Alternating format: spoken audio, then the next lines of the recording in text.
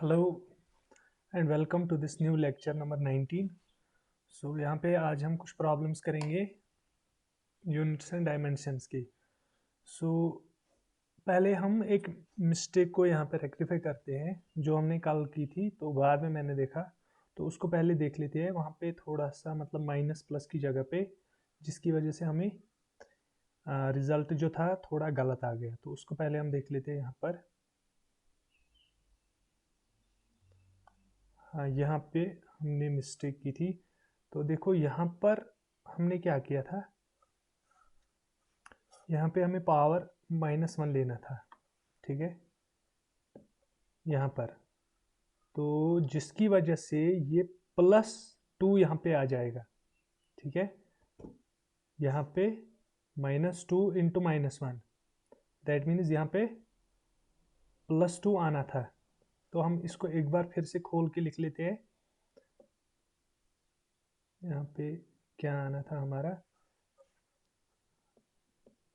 10⁻³ kg into 10⁻² metre whole power -1 into 1 second power -2।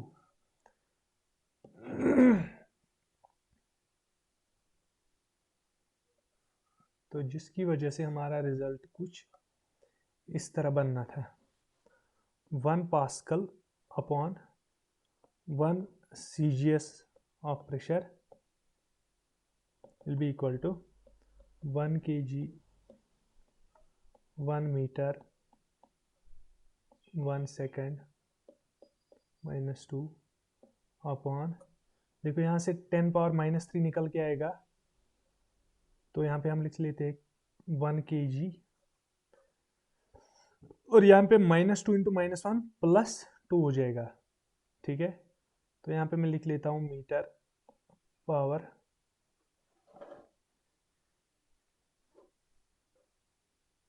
Just a second. तो यहाँ पे -1 minus metre को यहाँ पे रख लेता हूँ मैं इसी तरीके से। देन यहाँ पे 1 सेकेंड लिख लेते हैं -2 मल्टीप्लाइड बाई, यहाँ का 10⁻³ आएगा -3, 10⁻³ मल्टीप्लाइड बाई 10⁻²। तो ये क्या बनना था हमारा, या हम इस तरीके से लिख सकते हैं इसको, या हम इसको बिल्कुल इजी वे से कर सकते हैं कुछ इस तरीके से। पहले स्टार्टिंग से मैं इसको ले लेता हूँ। यहाँ पे देखो मैं क्या कर लेता हूँ इसका। अभी देखो कुछ हमारा इस तरीके से है, तो हम इसको ऐसे लिख सकते हैं।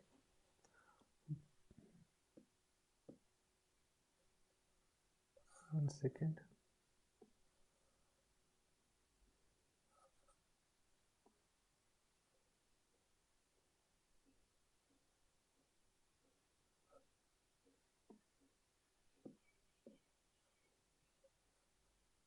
देखो मैं क्या लिखता हूँ यहाँ पर, 1 kg अपॉन 1 ग्राम, ठीक है, 1 metre upon 1 centimetre whole power -1, 1 second upon 1 second power -2। अब देख लो यहाँ पे क्या करेंगे हम, एज वी नो कि 1 ग्राम इज इक्विवेलेंट टू, या 1 kg इज इक्वल टू 1000, यहाँ लिख सकता हूँ मैं 10⁻³ grams. So which implies 1 gram is equal to 10⁻³ kg। Same 1 metre is equal to 100 या 10⁻² centimetre, which implies 1 centimetre is equal to 10⁻² metre. तो अब इस तरीके से अगर हम इस चीज को यूज करेंगे तो क्या बनेगा हमारा, 1 pascal upon 1 CGS of pressure be equal to 1 kg multiplied by 10⁻³ upon, या कंफ्यूजन ना हो तो इस तरीके से लिख सकता हूँ 10⁻³ kg। ग्राम के बदले मैंने यहाँ पे 10⁻³ kg डाला, तो दूसरे में यहाँ पे क्या लिखूंगा, 1 मीटर अपॉन 10⁻⁻2 मीटर, इसका होल पावर क्या है -1। देन यहाँ पे क्या आता है हमारा 1 सेकेंड अपॉन 1 सेकेंड, इसमें कोई चेंज नहीं होगी, तो इस तरीके से लिख सकते हैं। फिर हम यहाँ पे, तो अब हम इस 10⁻³ को ऊपर लेते हैं, 10⁻² को ऊपर लेते हैं, तो यहाँ पे क्या लिखेंगे 1 kg इंटू 10⁻³ अपॉन 1 kg, ठीक है। 1 metre into 10⁻² upon 1 metre into 1 second upon 1 second whole power -2। तो इसका लेकिन -1 है, तो क्या करेंगे हम यहाँ पे तो हम इसको इस तरीके से लिखेंगे, थोड़ा सा छोटा करना पड़ेगा क्योंकि यहाँ पे स्पेस नहीं है। तो अब देखो यहाँ पे 10⁻³ और इसका -2 हो जाएगा, ठीक है। तो सेम यहाँ पे भी आएगा, लेकिन मैं लिखूंगा 1 kg अपॉन 1 kg, ठीक है। तो 10⁻³ में बाहर निकाल रहा हूँ, 1 metre upon 1 metre whole power -1 into 1 second upon 1 second whole power -2। अब देखो यहाँ पे 10⁻³ आ गया है, 10⁻³ multiplied by 10⁻2, that will be equivalent to 10⁻1। So which implies, यहाँ पे मैं इसको थोड़ा सा नीचे ले जाता हूँ, जस्ट अ मोमेंट।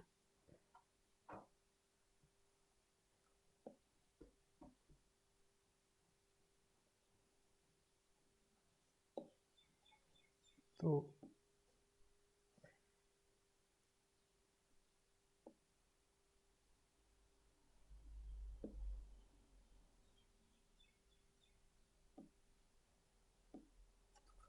हाँ,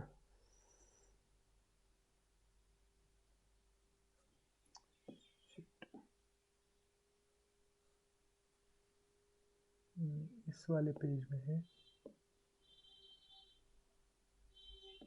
ठीक है। तो अब यहाँ पे क्या हमारा बन जाता है,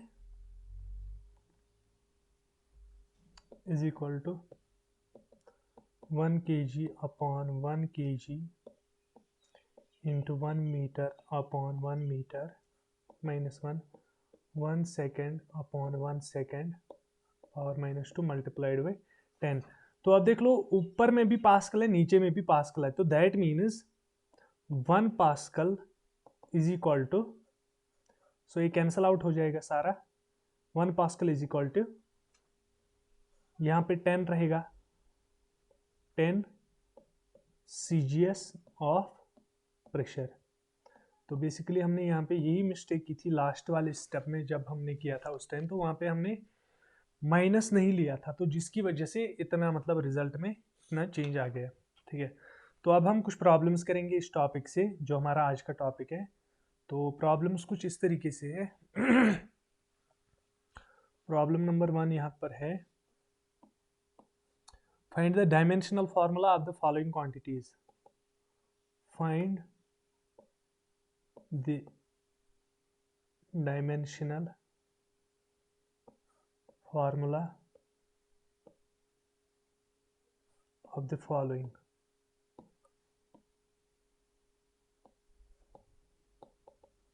पहला क्या है, universal constant of gravitation, universal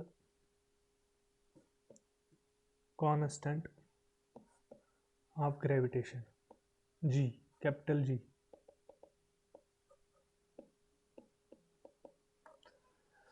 सो हम डायरेक्टली किस पर जाएंगे, हम पहले इक्वेशन लिखेंगे।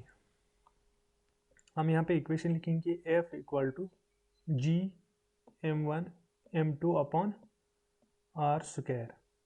तो जी के लिए एक्सप्रेशन निकालेंगे, G will be equal to F R square upon m1 m2। अब खोल के इसको लिख लेते हैं, जैसे कि फोर्स हमें पता है कि क्या होता है, G will be equal to newton, newton के बदले क्या लिखूंगा मैं, KG metre per second square. तो हो गया इसका सारा काम। आपका अब क्या बचा यहाँ पे, आर स्क्वायर यानी कि मीटर स्क्वायर, नीचे में क्या है m1 m2 that means kg square which will be equal to, अब देखते हैं कैंसिल क्या क्या होता है यहाँ पे, ये कैंसिल होगा, ये कैंसिल होगा, ठीक है। तो यहाँ पे हमारा क्या क्या बचता है, implies G equal to m cube upon kg second square. तो अब हम डायमेंशनली इसको लिखते हैं, क्या आएगा हमारा यहाँ पे, m के बदले क्या आएगा l क्यूब अपॉन kg के बदले m आएगा, सेकंड स्क्वायर के बदले आएगा t square. So we will get m power -1 l power 3 t power -2। तो this is the dimensional formula of the g, ठीक है। तो इस तरीके से इस चीज को करना है। अब सेकंड क्या है यहाँ पे, सरफेस टेंशन। देखो अभी आपको ये फार्मूला चाहे पता हो या ना हो, यहाँ पे मैं बस लिख रहा हूँ इन चीज़ों को, बाद में अभी जब हम पढ़ेंगे तो तब आपको पता चलेगा कैसे आती है ये फार्मूलाज। अभी के लिए एज ऑफ नाउ आपको बस इतना सीखना है कि कैसे इस चीज़ को निकाल देते हैं, ठीक है। सो सरफेस टेंशन का फार्मूला अगर मैं निकालूँ तो S equal to rho g h r upon 2। तो क्या लिखूंगा मैं यहाँ पे, S इक्वल टू रो के बदले kg मीटर क्यूब, हो गया इसका g का रो का यानी कि density, g acceleration due to gravity यानी कि मीटर पर सेकंड स्क्वायर, हो गया इसका भी एच आर, इनका दोनों का मीटर है तो मैं मीटर इंटू मीटर लिखूंगा यहाँ पे। तो अब हमारा क्या बन जाता है, देखो ये मीटर क्यूब है, ये मीटर क्यूब सारा कैंसिल हो जाएगा। तो दैट मीन्स एस का क्या है, S equal to kg per second square which will be equal to, kg के बदले m लिखेंगे, सेकेंड स्क्वायर के बदले t स्क्वायर। सो s का डायमेंशनल फार्मूला आएगा m l power 0 t power -2। तो ये आप सिंपली लिख सकते हैं m t पावर -2। इसके बाद है कोएफिशिएंट ऑफ विस्कोसिटी। तो एक्सप्रेशन क्या है, यहाँ पे हम तीसरा वाला लिख लेते हैं, कोएफिशिएंट ऑफ विस्कोसिटी,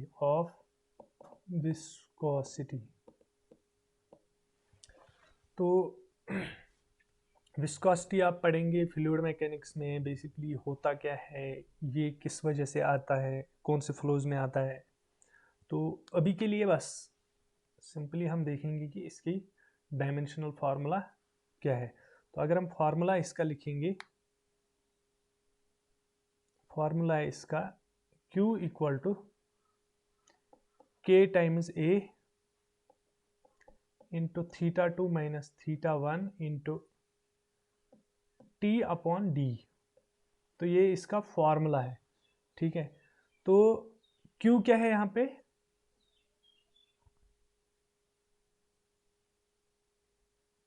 सॉरी मैंने गलत लिखा है यहाँ पे, हमारा जो एक्सप्रेशन है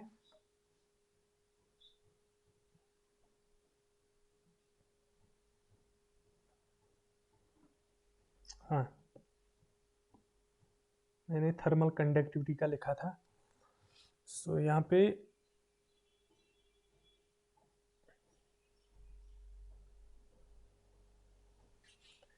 F इक्वल टू माइनस नीटा A into V2 minus V1 upon X2 minus X1, X2 minus X1। अब पहले मैं यहाँ पे आपको बताऊं कि कौन सी टर्म क्या है, ठीक है। तो यहाँ पे देखो दिस इज फोर्स F, ठीक है। तो निकालना क्या है हमें, ये है area, velocity velocity, distance and distance, ठीक है। अब क्या है, ये कौन सी वेलोसिटी है, यहाँ पे आपको इस चीज के बारे में सोचना नहीं है। तो पहले हम क्या करते हैं, जिस तरीके से हमने g को पहले सिंप्लीफाई किया, g के लिए एक्सप्रेशन बनाया, उसी तरीके से यहाँ पे हम नीटा के लिए जो कोएफिशिएंट ऑफ विस्कोसिटी है उसके लिए पहले एक्सप्रेशन निकाल देते हैं। तो मैं क्या लिखूंगा यहाँ पे, नीटा is equal to minus F upon A multiplied by x2 minus x1 upon v2 minus v1। अब देख लो, इसके बदले में एक ही लेता हूं, इसके बदले भी एक, और यहाँ पे जो माइनस है इसका कोई इम्पैक्ट नहीं है क्योंकि मैं डायमेंशनल फार्मूला में यहाँ पे किसी मैग्नीट्यूड या डायरेक्शन वगैरह किसी भी चीज़ की बात नहीं कर रहा हूँ, यहाँ पे मैं सिर्फ डायमेंशंस की बात कर रहा हूँ। तो क्या आएगा हमारा यहाँ पे, नीटा इज इक्वल टू फोर्स के बदले क्या लिखूंगा मैं, kg metre per second square, A के बदले क्या लिखूंगा, metre square multiplied by x के बदले क्या लिखूंगा, मीटर, वेलोसिटी नीचे है, प्लस माइनस में है तो एक ही का आएगा, ठीक है, ऐसा नहीं है कि दोनों का आएगा। हाँ, अगर मल्टीप्लीकेशन में अगर यहाँ पे इस तरीके से होता है x2 x1 तब मैं मीटर स्क्वायर ले लेता, लेकिन यहाँ पे x2 minus x1 that means ये सेम है, क्योंकि हमने पहले भी डिस्कस किया है कि हम सम कर सकते हैं किसको, जो सेम हो, सम वहां पे पॉसिबल है। फॉर एग्जांपल डिस्टेंस को डिस्टेंस से, वेलोसिटी को वेलोसिटी से, फोर्स को फोर्स से, इस तरीके से। तो यहाँ पे नीचे क्या लिखूंगा मैं फिर, मीटर पर सेकंड, तो सेकंड ऊपर में आएगा। तो अब देखते हैं क्या क्या कैंसल आउट होता है, ये मीटर और ये मीटर स्क्वायर कैंसल आउट होता है, सेकंड और सेकंड कैंसल आउट होता है, तो क्या बन जाता है इसका, kg पर मीटर सेकंड, दैट मीन्स ऊपर में m आएगा, नीचे में क्या आएगा, l एंड t। सो नीटा will be equal to m l power minus 1 t power minus 1। So ये हमारा आंसर है इस क्वेश्चन का। तो इसके बाद और कुछ देख लेते हैं हम यहाँ पे,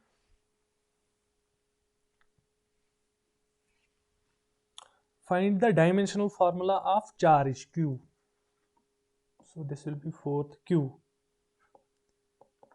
तो पहले हम क्या लिख लेते हैं, इसका फॉर्मूला किसके बराबर रहता है, हमें पता है कि जैसे कि वेलोसिटी को करंट जो होती है उसको हम वेलोसिटी के एनालॉगस ले सकते हैं, वहाँ लाइक जहाँ पे हम चार्ज, जहाँ पे डिस्टेंस लेते हैं वेलोसिटी में, वहाँ पे चार्ज करंट में लेंगे किसको, चार्ज को, that means I equal to d q upon d t. Same तरीके से V equal to d x upon d t, जिस तरीके से वेलोसिटी को लिख लेते हैं उस तरीके से हम करंट को भी मतलब एनालॉगस बना सकते हैं। Q is equal to I T, क्योंकि because I equal to Q upon T. ये चीजें हम बाद में पढ़ेंगे, लेकिन एज ऑफ नाउ मैं आपको थोड़ा सा इसके बारे में आइडिया दे देता हूँ, क्योंकि अगर आपको इस चीज के बारे में आइडिया होगा तो आगे जाके आपके लिए इजी हो सकता है। तो क्या लिखेंगे हम यहाँ पे, Q will be equal to I को हम एम्पियर में यहाँ पे कैलकुलेट करते हैं, ठीक है। तो यहाँ पे अब हम क्या लिखेंगे फिर,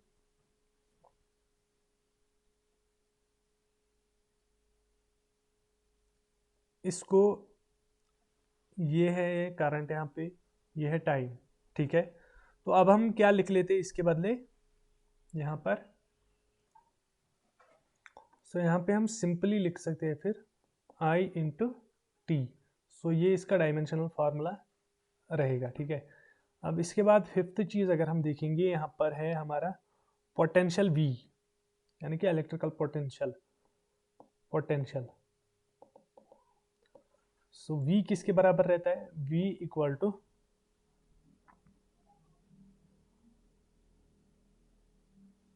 आर आई, ओम्स लॉ से लिख सकते हैं V is equal to R I. अब देखो यहाँ पे रेजिस्टेंस है, तो पहले हम इसका देख लेते हैं, ठीक है। यहाँ कोई और तरीका ढूंढ लेते हैं यहाँ पर कि किस तरीके से इसको करना है, मतलब किस पैरामीटर को यहाँ पे हम लाएंगे जिसमें मतलब हमारे फंडामेंटल या बेस डायमेंशन जो है लाइक ML, I, ये सारी चीज़ें जहाँ पे हमें मिलेंगी उस चीज़ को हम यहाँ पे यूज़ करेंगे। तो किस एक्सप्रेशन की तरफ हम जाएंगे मैं यहाँ पे बताता हूँ।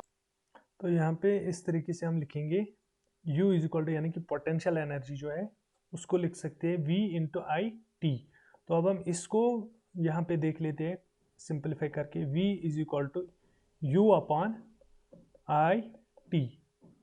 तो U का हमें पता ही है, U V is equal to क्या होता है, एनर्जी जो होती है वो क्या होती है, उसको हम वर्क के फॉर्म में भी लिख सकते हैं, तो यानी कि फोर्स इंटू डिस्टेंस, ठीक है। तो अब हम डायरेक्टली यहाँ पे पुट कर देते हैं, फोर्स के बदले लिखेंगे new kg metre per second square multiplied by metre upon I का, अभी हमने देखा आई की जगह आई ही डालेंगे, करंट टी की जगह सेकंड डालेंगे, ठीक है। तो यहाँ पे अब देखो क्या आ रहा है हमारा, v is equal to kg metre square upon current का डालेंगे एम्पियर रखेंगे यहाँ पे, हाँ यहाँ पे मैं एम्पियर रख लेता हूँ, फिर इसको कन्वर्ट कर देता हूँ, एम्पियर इंटू सेकेंड पावर 4। सो v का क्या बन जाता है हमारा यहाँ पे, kg के बदले अब मैं क्या डालता हूँ m, मीटर स्क्वायर के बदले l स्क्वायर, नीचे a है तो इसका i पावर -1 सेकेंड पावर यानी कि t पावर -4। सो ये हमारा इसका डायमेंशनल फॉर्मूला बन जाता है। या हम प्रॉपर फॉर्म में अगर लिखेंगे ml स्क्वायर t -4 i -1, तो इस तरीके से हम इसको लिख सकते हैं, ठीक है।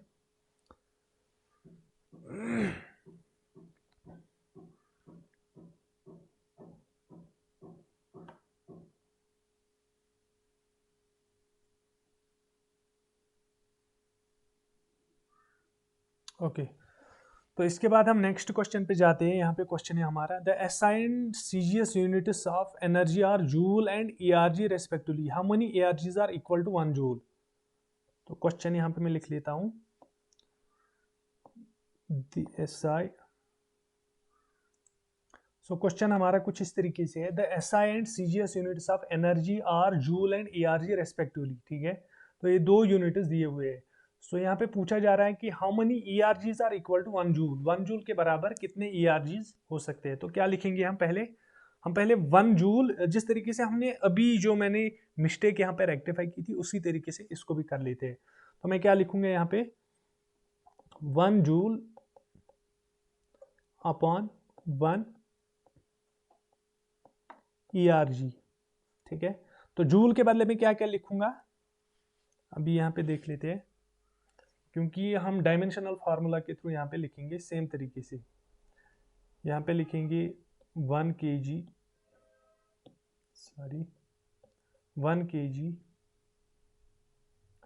1 मीटर, पावर रहेगा इसका 2, देन 1 सेकेंड, पावर रहेगा -2। अब देख लो नीचे क्या क्या आ रहा है इस ईआरजी सिस्टम में, यानी कि सीजीएस सिस्टम में।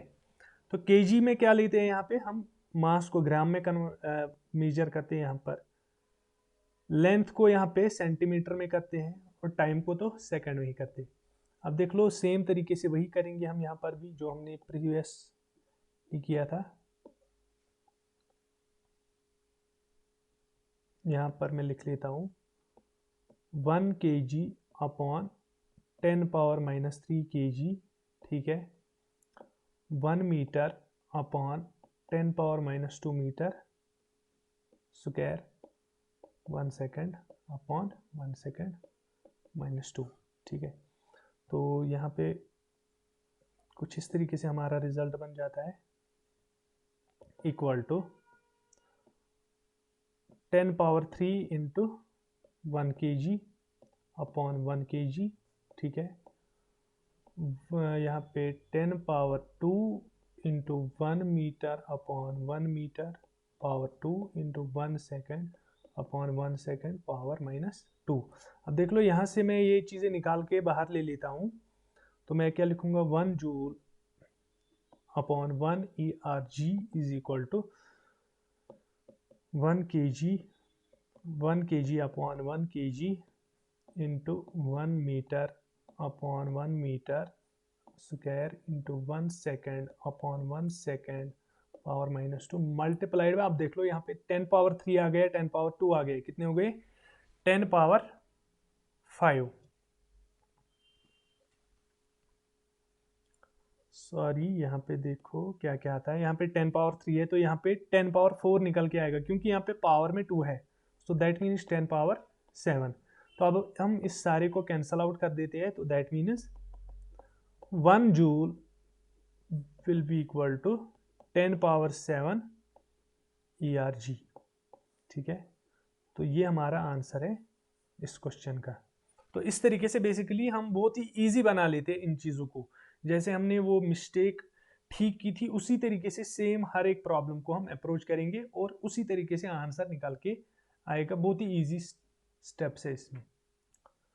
अब एक और क्वेश्चन है यहाँ पे हमारी स्क्रीन पे, सेम तरीके से इस चीज़ को भी करना है। यहाँ पे यंगस मॉडुलस की बात की गई है, जो मतलब हमारा मॉडुलस ऑफ इलास्टिसिटी जिसको हम बोल सकते हैं सेकंड अदर भाषा में, लैंग्वेज में, यंगस मॉडुलस जो रेशो होता है स्ट्रेस स्ट्रेन का किसी मटेरियल का।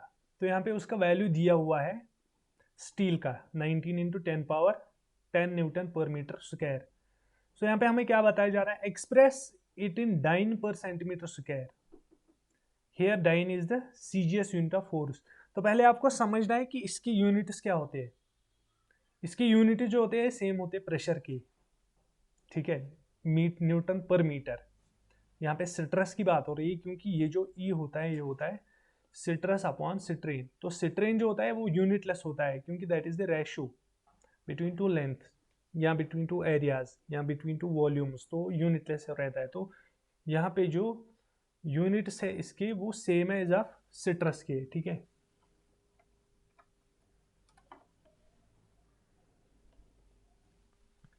तो यहाँ पे अब हमें क्या करना है, सेम तरीके से जिस तरीके से हमने पहले निकाला, जिस तरीके से हमने प्रीवियस प्रॉब्लम किया वो मिस्टेक रेक्टिफाई की, उसी तरीके से हम इस प्रॉब्लम को भी कर लेते हैं। तो यहाँ पे हम क्या लिखेंगे, 1 newton per metre square upon 1 dyne per centimetre square. हमें इस चीज को फाइंड आउट करना है कि ये क्या होता है। तो अब हम लिखेंगे सेम तरीके से, क्या रहता है 1 न्यूटन यानी कि 1 kg अपॉन 1 ग्राम, ये तो हमें पता है, ठीक है। 1 मीटर अपॉन 1 सेंटीमीटर, ठीक है, -1। 1 सेकेंड अपॉन 1 सेकेंड पावर -2। अभी आप इस चीज के बारे में कंफ्यूज मत होना कि ये 1 न्यूटन मीटर पर स्क्वायर ये कहाँ से लिख रहा है। देखो यहाँ पे अगर मैं इसकी बात करूँ 1 न्यूटन, यहाँ simply Newton per metre square की, तो इसको ये हमें यहाँ पे डायमेंशनल फार्मूला के थ्रू में लिख रहा हूँ। मैं यहाँ पे दिखाऊँ थोड़ा सा आपको कैसे मैं लिखता हूँ। न्यूटन का अगर मैं लिखूँ तो kg metre per second square upon metre square. यहाँ पे मीटर स्क्वायर है तो मीटर मीटर कैंसल आउट हो जाता है, तो यहाँ पे क्या बच जाता है हमारा केजी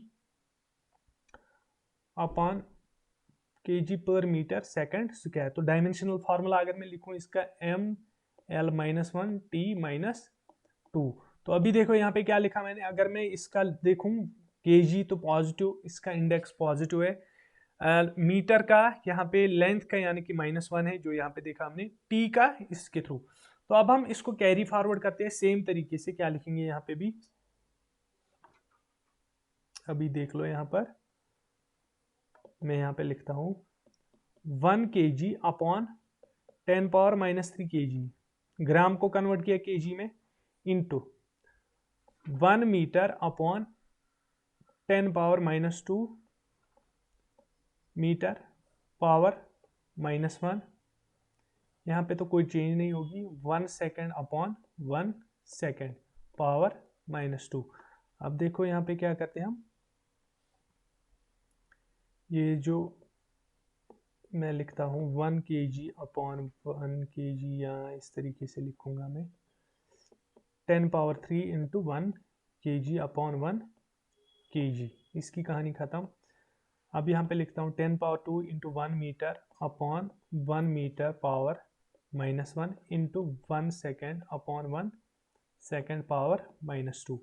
तो सेम तरीके से अब मैं क्या करूँगा यहाँ पर, जैसे प्रीवियसली किया था, ये 10⁻³ को मैं बाहर निकालता हूँ, 10⁻2 इसके पावर में है -1, तो इन चीज़ों को बाहर में ले जाता हूँ। तो पहले मैं क्या लिखूंगा, simply 1 kg upon 1 kg power 1, 1 metre upon 1 metre power -1, यहाँ पे 1 second upon 1 second power -2 multiplied by 10⁻³ और 10⁻² यानी कि 10। सो हेंस ये अगर मैं कैंसल आउट करूँ इन तीनों को तो 1 newton per metre square upon 1 dyne per centimetre square is equal to 10. तो that means 1 newton per metre square will be equal to 10 dyne per centimetre square. तो इस तरीके से हम इस प्रॉब्लम को कर सकते हैं. ठीक है, तो अब अगर हमें जैसे कि हमारा दिया हुआ था उसको हमें न्यूटन पर मीटर स्क्वायर में दिया हुआ था, तो उसको हम क्या लिख सकते हैं, that is equal to 10 dyne per centimetre. अब अगर हमारा 19 into 10 power 10 newton per metre square is equal to, एक तो यहां पे देखो अपना 10 है, तो एक और 19 इंटू 10 आएगा यहाँ पर, जो मैंने यहाँ पे मतलब इसको यहां से भी मल्टीपल करो यहां से भी, यानी कि फिर क्या बन जाएगा यहाँ पे हमारा ये 19 इंटू 10 पावर 11, क्योंकि यहाँ पे एक 10 ऑलरेडी है, डाइन पर सेंटीमीटर स्क्वायर. तो इस तरीके से हम इसको यहाँ पे फिर से देखो, ये जो 19 इंटू 10 पावर 10 था वो मैंने इसको दोनों साइड में मल्टीपल कर दिया. ठीक है, यहां से भी यहां से भी, तो क्या आया मेरा यहाँ पे 19 into 10 power 10 newton per metre square is equal to 19 into 10 power 11, क्योंकि हमने देखा कि 1 newton per metre square is equal to 10 dyne per centimetre square. So इस तरीके से ऐसी प्रॉब्लम्स को सॉल्व करते हैं. सो ये हमारा एंड था इस यूनिट का, बहुत ही छोटा यूनिट था, इसमें कुछ ही चीज़ें हमने पढ़ी, और आई होप कि आपको सारी चीज़ें जो मैंने यहाँ पे पढ़ाई आपको समझ में आ गई होंगी. इसके आगे भी अगर आपको कोई प्रॉब्लम आ रही होगी तो आप मुझे कांटेक्ट कर सकते हैं. Thanks for watching.